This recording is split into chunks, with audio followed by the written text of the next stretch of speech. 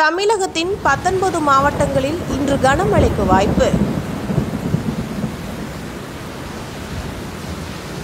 தமிழகத்தில் கோடை வெயில் தாக்கிய காலம் முதல் வெயில் சுட்டெரித்து வந்தது. வெயிலின் காரணமாக மக்கள் கடும் சிரமத்திற்கு ஆளாகினர். இதனால் சாலைகளில் மக்கள் நடமாட்டம் குறைவாக காணப்பட்டது. மக்களும் வீடுகளில் முடங்கி கிடந்தனர். வெயிலின் தாக்கம் அதிகமாக இருந்தபோது தென் மாவட்டங்களில், குறிப்பாக மேற்கு தொடர்ச்சி மலைகளில் கடந்த ஒரு வாரமாகவே கோடை மழை பெய்து சற்று குளிர்ச்சியை ஏற்படுத்தி வருகிறது.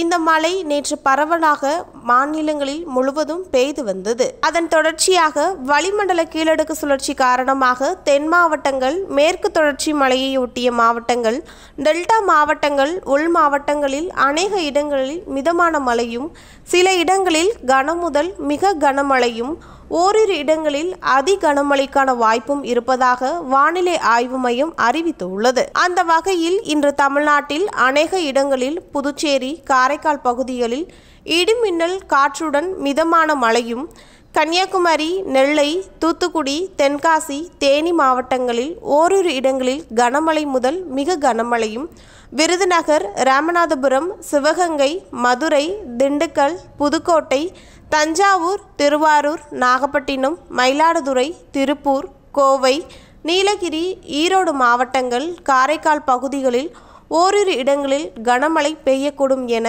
இந்திய வானிலை ஆய்வு மையம் எச்சரித்துள்ளது.